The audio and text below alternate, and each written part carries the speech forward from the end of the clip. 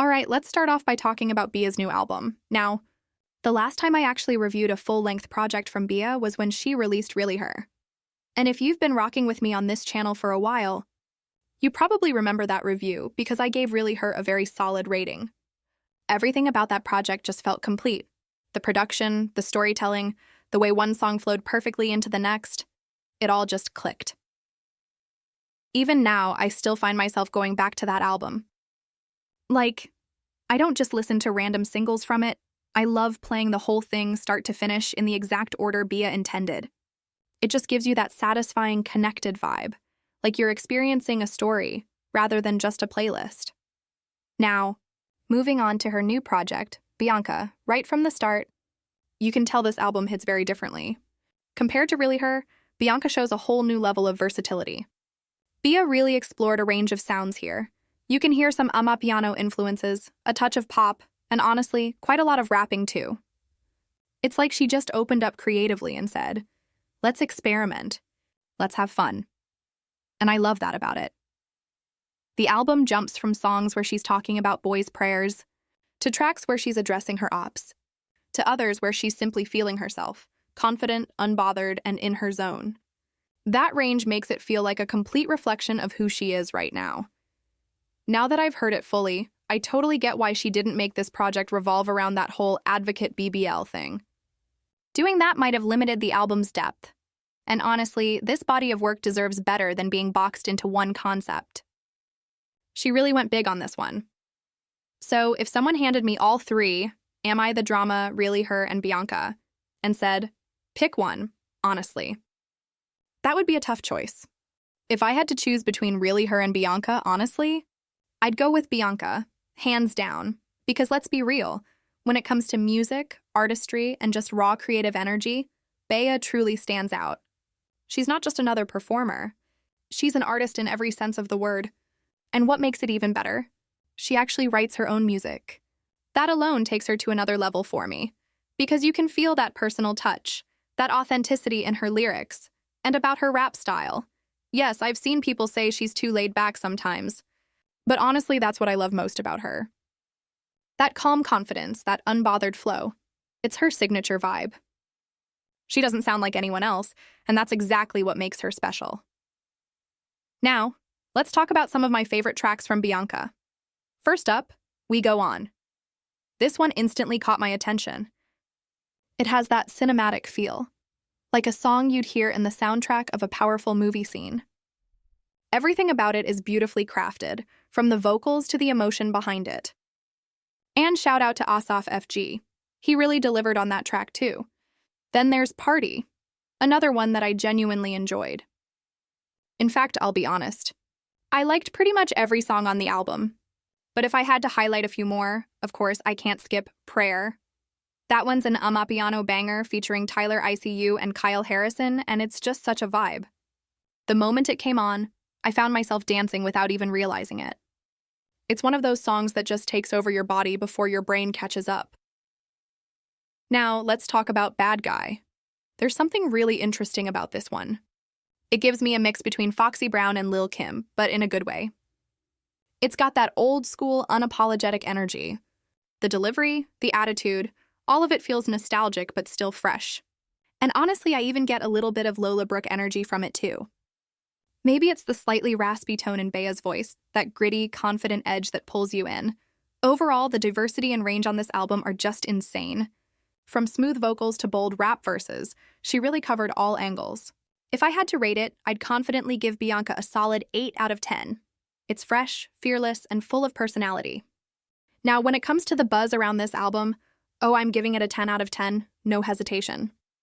The hype, the energy, the conversations it sparked, all of it feels well-deserved.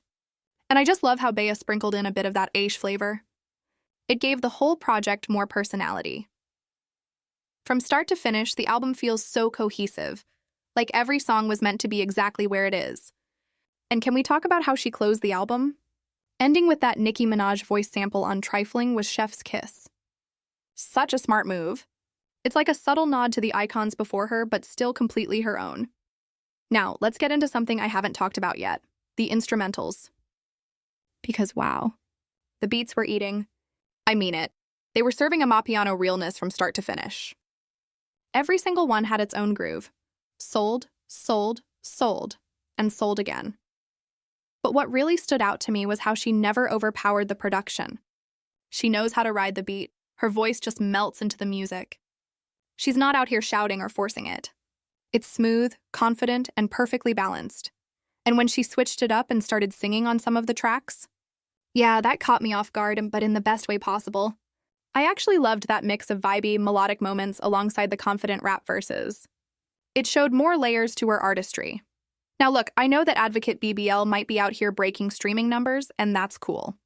But if we're talking about pure talent and artistry, honestly, Am I the Drama doesn't even come close to this album. Bianca feels like creativity personified. It's raw, expressive, and deeply artistic. But here's the thing. People don't always gravitate toward what's truly talented. They often go for what's popular. And that's okay.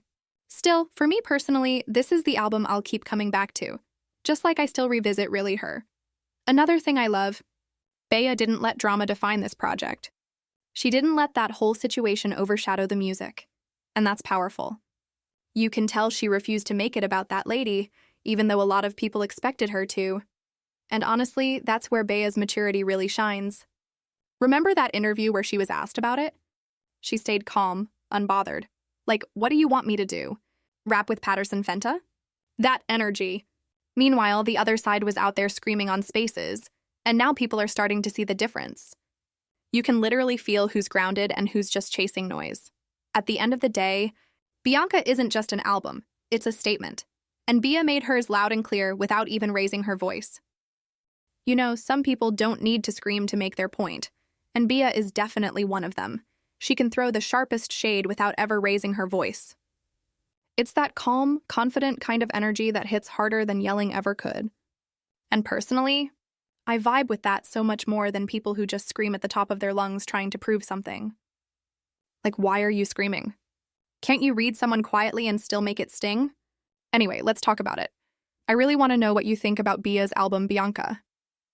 Drop your thoughts in the comments below because the conversation around this one has been wild. Now, some people have been saying that on her song Guava, BIA might have been throwing shade at Advocate BBL, especially when she said no drama. I mean, I don't know, guys. I get why people would think that, considering Advocate BBL thrives on drama and kind of needs it to stay relevant. And yes, I can acknowledge that, but personally, I don't think BIA meant it that way. To me, that line felt more like her just setting boundaries, like saying, I'm in my peace era, I'm not entertaining the noise. But of course, the internet did what it does best. People started overanalyzing and saying when BIA rapped, I'm not beefing with these bees, she was being condescending toward Advocate BBL. Honestly, I don't see it that way. BIA has already said she's not going to go back and forth with Patterson Fontaine, so why would she suddenly start taking digs now? If anything, she's way too unbothered for that. Maybe she has issues with a few other girls in the industry, sure, but to say those lines were specifically aimed at Advocate BBL? Nah, I'm not buying that. She's honestly just too pretty and too peaceful to be stressing over Advocate BBL. Okay, I'm kidding, but still. Alright, now let's talk about Advocate BBL, because lately, she's been acting like she's the Trump of female rap or something. Like, the level of self-importance is wild. Every time she goes live, it's so performative. Honestly, it's hard to watch. I get secondhand embarrassment just seeing her try to paint herself as this misunderstood queen of rap. Girl, no, it's awkward. Painfully awkward. So recently she went live again and said something like, I'm not even going to diss BIA because it's her album day. And the way she said it, as if she was doing BIA some kind of favor, had me rolling my eyes. Like, please. She's out here acting like she's being noble for not posting a TikTok of herself singing to Pretty and Petty, the very song where she was throwing shots at BIA. Let's be honest, what exactly did she think was going to happen if she did post that video? Did she think BIA would break down, start crying, or crash out? No, that's literally her specialty. BIA doesn't crash out. She's calm, composed, and already said everything she needed to say on Sumi. She made her point and moved on. So, Advocate BBL can go ahead and make as many Pretty and Petty videos as she wants, even if it means climbing up a pole or, I don't know, performing on top of Charlemagne's shiny head if she feels like it. That's her lane. That's what she's known for. BIA's not worried about that. But what really got me was how Advocate BBL tried to frame it like she was being considerate, saying, it's stressful putting out an album. Like, yes, girl, it's stressful. But let's not pretend your kind of stress compares to Bea's. Bea is out here competing with herself, pushing her artistry, refining her craft. She's not losing sleep over someone she's not even in the same league with, especially not when it comes to pure numbers or artistry. That's the difference. One's focused on drama, the other's focused on growth. See, here's the thing. Bea isn't out here comparing herself to anyone, especially not to someone whose talent doesn't even match hers. And honestly, that's probably where 80% of Advocate BBL's stress comes from. Every time she drops an album, she's trying to prove something, trying to beat the next girl, trying to outdo Nicki Minaj, trying to hold on to a throne that no one even handed her in the first place. So yeah, of course she's stressed. But let's be clear, her kind of stress and Bea's kind of stress are not the same thing. Bea isn't out here trying to prove herself to anybody. She's not chasing clout or numbers, she's just doing what she loves. Even if she doesn't sell as many units, even if she doesn't have a huge label machine behind her, she's still fulfilled because this is her craft, her passion, her art. Bea creates because she loves it, not because she's desperate to stay relevant. So when Advocate BBL keeps repeating things like, oh, I'm being kind because it's stressful to release an album, girl, please. That's not kindness, that's fear. Let's be real, she's not staying quiet out of compassion. She's staying quiet because she knows that the moment she tries to engage with Bea, she's going to end up giving Bea even more attention. People will start tuning in, listening to the album, realizing that even though Bea might not have the same sales or the same big budget push, when it comes to raw talent, creativity, and artistry, she's way ahead. Because the truth is, the only thing Advocate BBL can beat Bea in is industry politics and label muscle. That's it. When it comes to actual skill, writing, style, or originality, she's not even close. Bea is a one-woman powerhouse. You can tell that everything she puts out comes from her. Her mind, her pen, her vision. Even if she's got a small team, the creativity is hers. She doesn't need 10 songwriters to find her sound. And let's not even pretend, Bea looks amazing. She's naturally beautiful, her body looks great, and she's not walking around with some botched BBL trying to fit an image. So seriously? Where exactly is Advocate BBL beating Bea? Because from what I see, the only thing she's got more of is industry backing, not talent. Honestly, delusional AF, she knew exactly what she was doing. The moment she decided not to go back and forth with Bea, it wasn't out of maturity, it was out of fear. She knew that if she actually engaged, people would start paying attention to Bea and realize, wait a second, this girl's actually really good. And to make it worse, she tried to twist it like she was being humble or kind. She literally said, I'm not that evil, I'm not that evil, as if she deserved a medal for basic decency. Like, girl, what do you want? Brownie points for not being messy for once. You want people to applaud you for not bullying up-and-coming artists using your numbers as a weapon? Please, it's actually insane. She's out here doing the exact same thing she once cried to Nicki Minaj about. Back then, it was, oh, don't compare me to you, don't use numbers to put me down. But now, suddenly she's fine comparing herself to Bea, to JT, to whoever, as long as she's the one flexing the stats. So which is it? When people use numbers against you, it's bullying, but when you do it, it's confidence? Girl, the goalpost moves every time it stops benefiting you, and then she'll sit there and say she's better than Bea. In what way exactly? Because if we're not talking about numbers, what are we talking about? Because talent? No. Artistry? No. Writing? Absolutely not. The only category where she's winning is in chart manipulation and industry push, and that's just facts. But anyway, let me not keep talking without receipts. I know y'all hate hearing her voice. Trust me. I get it, but I have to let you hear this for yourself. Otherwise, you'll think I'm exaggerating, so just bear with me. It's only about a minute and a few seconds, okay? I just want you to hear the delusion firsthand.